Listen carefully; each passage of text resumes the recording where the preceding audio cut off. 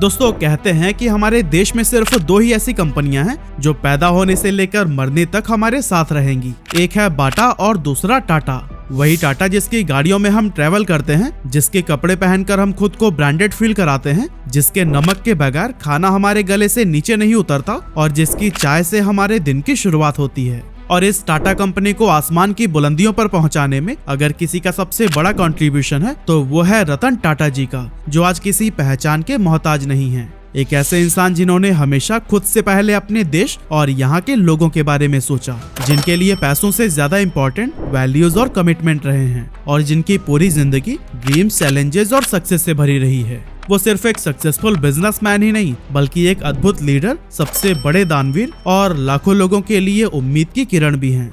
अब 26/11 इंसिडेंट का वो दिन तो आपको याद ही होगा जब मुंबई के ताज पैलेस होटल में आतंकवादियों ने कई सारे निर्दोष लोगों को मार दिया था। उस समय रतन टाटा जी ताज होटल्स ग्रुप की कंपनी इंडियन होटल्स के चेयरमैन हुआ करते थे। इस दर्दनाक घटना की खबर लगते ही रतन टाटा तुरंत होटल पहुंच जाते हैं और जान पर खतरा होने के बावजूद खुद ही पूरे रेस्क्यू ऑपरेशन को लीड करते हैं। इनफैक्ट इस आतंकी घटना में घायल होने वाले सभी एम्प्लॉइज को रतन टाटा जी ने पूरी तरह से ठीक होने तक फुल सैलरी दी थी। साथ ही जो एम्प्लॉइज इस हमले में मारे गए थे उनके बच्चों की पढ़ाई का पूरा खर्चा उठाने की जिम्मेदारी भी रतन टाटा जी ने खुद अपने कंधों पर ले ली थी। साल 2017 में उन्होंने कैंसर पेशेंट्स के लिए 1000 करोड़ रुपए का दान किया था। और कोविड के टाइम भी जब पूरा देश फाइनेंशियल क्राइसिस से गुजर रहा था, तब भी रतन टाटा जी ने लोगों की मदद करने के लिए पीएम केयर फंड में 1500 करोड़ रुपए डोनेट किए थे। रतन टाटा जी का जीवन ऐसे ही अनेक परोपकारी कामों से भरा हुआ है, जिसकी वजह से उन्हें साल 2000 में पद्म भूषण और साल 2009 में पद्म विभूषण से भी सम्मानित किया जा चुका है। आज भले ही रतन टाटा जी 86 साल के हो चुके हैं, लेकिन उम्र के इस पड़ाव में भी वे काफी ज्यादा एक्टिव नजर आते हैं और शायद यही वजह है कि आज भी वो भारतीय युवाओं के लिए रोल मॉडल बने हुए हैं। तो चलिए दोस्तों, आज हम बात करते हैं रतन टाटा जी की जिंदगी के उन किस्सों और लाइफ लेसन्स के बारे में जिसने न सिर्फ उन्हें सक्सेसफुल बनाया, बल्कि अगर आप भी इन लाइफ लेसन्स को फॉलो करते हैं तो फिर सफलता आपके भी कदम चूमेगी। Lesson number 1, accept the challenges. दोस्तों कहते हैं कि जीवन में उतार चढ़ाव हमें चलते रहने के लिए बहुत जरूरी है, क्योंकि ईसीजी में एक सीधी लाइन का मतलब होता है कि हम जिंदा ही नहीं हैं।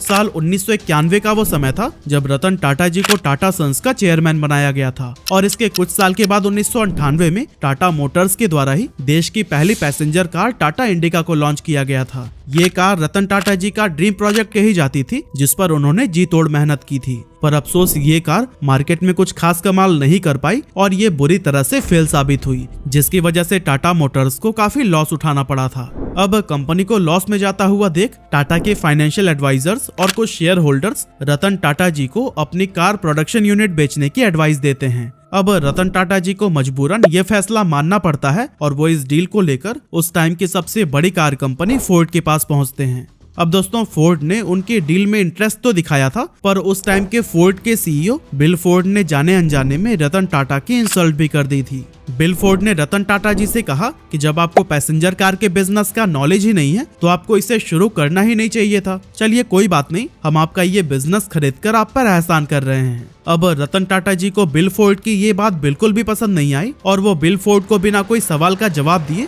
डील कैंसिल करके इंडिया वापस लौट गए। अब दोस्तों, अगर कोई और होता तो शायद बिल फोर्ड से बहस में उलझकर अपने आप को सही प्रूव करने की ट्राई करता, पर रतन टाटा जी ने बिल फोर्ड द्वारा की गई इंसल्ट को मोटिवेशन के रूप में यूज किया और टाटा इंडिका की कमियों को दूर करने में लग गए। कुछ समय के बाद ही उन्होंने मार्केट में इंडिका के न्यू वर्जन को लॉन्च किया, जिसका नाम था इंडिका V2। और शायद मुझे यहाँ बताने की जरूरत भी नहीं है कि टाटा इंडिका वर्जन 2 कितनी बड़ी हिट साबित हुई थी। अपनी पहले सक्सेस के बाद रतन टाटा जी लगातार टाटा मोटर्स को ग्रो करते रहे और अगले कुछ ही सालों में इसे दुनिया की टॉप कंपनीज के बीच लाकर खड़ा कर दिया। एक तरफ जहां टाटा सफलता के झंडे गाड़ते हुए आगे बढ़ रही थी, वहीं दूसरी तरफ साल 2008 आते आते फोर्ड कंपनी की हालत खराब हो गई और कंपनी दिवालिया होने के कगार पर आ खड़ी हुई। ऐसे में फोर्ड ने अपने 2 कार ब्रांड्स जैगुआर और लैंड रोवर को बेचने का डिसीजन लिया। और दोस्तों जैसे ही रतन टाटा जी को इस बात की खबर लगी, उन्होंने तुरंत ही फोर्ड से इन दोनों कार कंपनीज को खरीदने का फैसला कर लिया। रतन टाटा जी का ये फैसला काफी सरप्राइजिंग था, क्योंकि उस टाइम पूरी दुनिया मंदी की चपेट में थी और ऑटोमोबाइल इंडस्ट्री तो पूरी तरह से डूबने के कगार पर खड़ी थी। ऐसे में सबको लगने लगा कि बिल फोर्ड से बदला लेने के चक्कर में रतन टाटा जी ने एक गलत कदम उठा लिया है। लेकिन रतन टाटा जी ने तो ये फैसला एक लॉन्ग टर्म प्लान को सोच कर लिया था।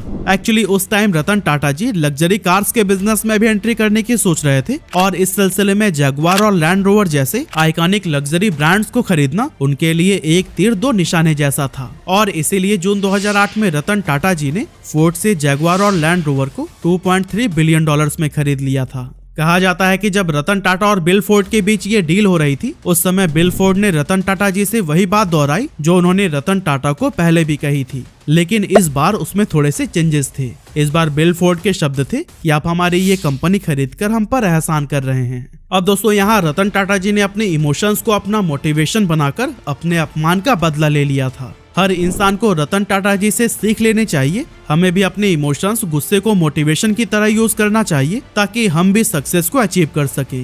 रतन टाटा जी ने अपनी लाइफ में हमेशा से ही चैलेंजेस को एक्सेप्ट किया है और शांत रहकर मजबूती से उसका सामना किया है, क्योंकि किसी महान शख्स ने ही कहा है कि your success is the best revenge.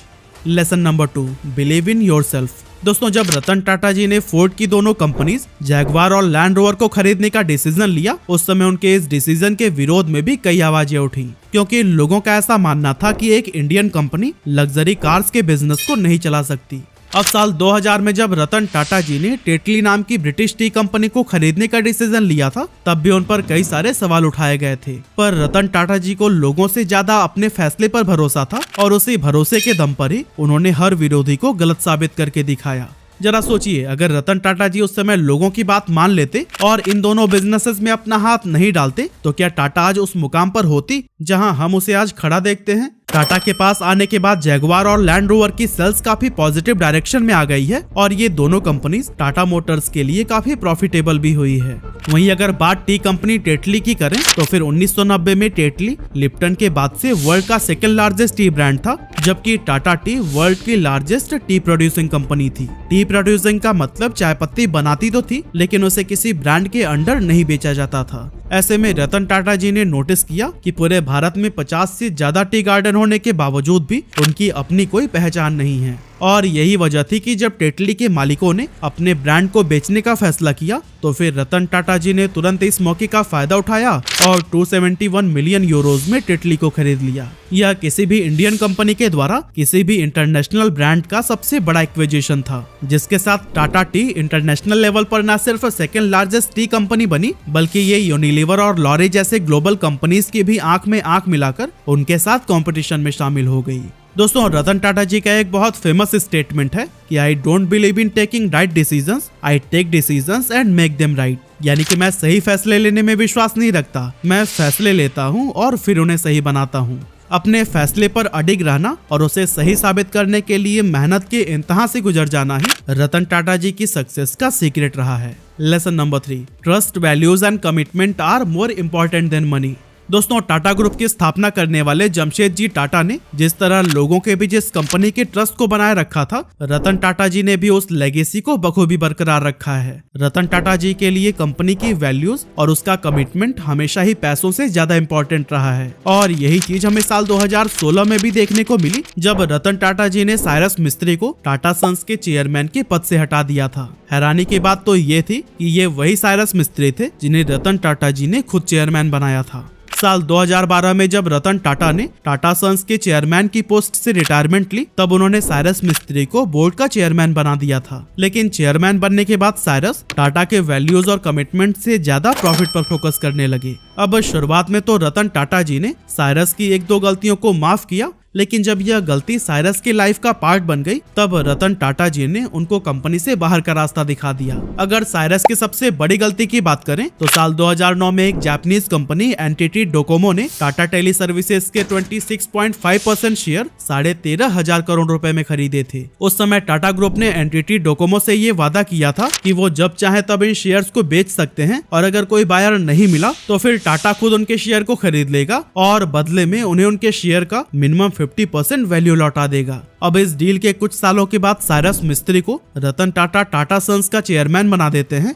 हालांकि उस समय टेलीकॉम सेक्टर मंदी के दौर में था और टाटा डोकोमो भी लॉस में चल रहा था। समय के साथ लगातार बढ़ता हुआ लॉस को देखकर साल 2014 में एनटीटी डोकोमो ने यहां से एग्जिट करने का मन बना लिया था और फिर एग्रीमेंट के अकॉर्डिंग उसने टाटा से उनके शेयर्स को वापस खरीदने की रिक्वेस्ट की। अब डील के अनुसार टाटा ग्रुप को एनटीटी डोकोमो के शेयर्स वापस लेने थे, पर इससे टाटा कंपनी को बहुत बड़ा लॉस हो रहा था, जिसे देखते हुए साइरस मिस्त्री पैसे वापस देने से इनकार कर देते हैं। अब डोकोमो को इस बात से काफी झटका लगता है, क्योंकि उन्होंने तो टाटा पर भरोसा करके उनके साथ इस डील को साइन किया था। ऐसे में डोकोमो ने इस बात से नाराज होकर टाटा के खिलाफ इंटरनेशनल कोर्ट में धोखाधड़ी का लीगल केस फाइल कर दिया। और दोस्तों, जब रतन टाटा जी तक यह बात पहुंची तब उन्हें बहुत बुरा लगा, क्योंकि उन्होंने जिस टाटा ग्रुप को ट्रस्ट और रेप्यूटेशन पर खड़ा किया था, साइरस मिस्त्री के इस एक फैसले से ही उसकी छवि पर दाग लग गया था। टाटा पर लगे इस दाग को हटाने के लिए रतन टाटा जी ने साइरस मिस्त्री को साल 2016 में टाटा ग्रुप के चेयरमैन की पोजीशन से हटवा दिया और उन्हीं के ही कहने पर टाटा ग्रुप के द्वारा साल 2017 में डोकोमो को $1.27 बिलियन का पेमेंट भी किया गया। दोस्तों, रतन टाटा जी का मानना है कि एक बिजनेस हमेशा ही ट्रस्ट के ऊपर चलता रहा है और अगर ट्रस्ट ही नहीं रहेगा तो वह बिजनेस लंबे समय तक नहीं चल पाएगा। इसीलिए कभी भी टेम्पररी प्रॉफिट के लिए अपनी वैल्यूज को नहीं भूलना चाहिए।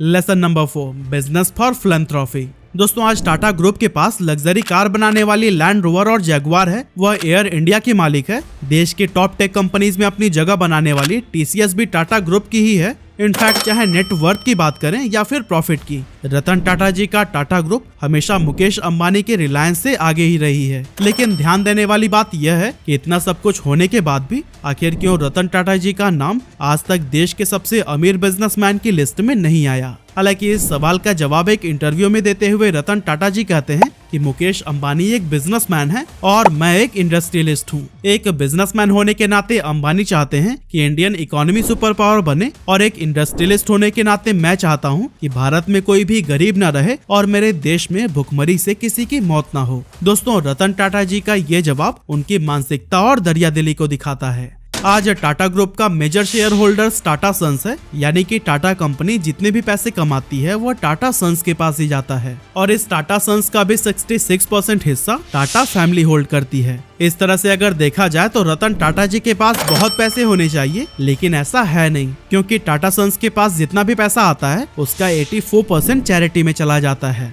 इनफैक्ट आज रतन टाटा जी की नेटवर्थ सिर्फ और सिर्फ 3800 करोड़ रुपए है, जो कि अंबानी और अडानी के कंपैरिजन में कुछ भी नहीं है। बाकी आप रतन टाटा जी के इस दरियादिली को लेकर अपना ओपिनियन क्या रखते हैं, हमें कमेंट करके जरूर बताइएगा।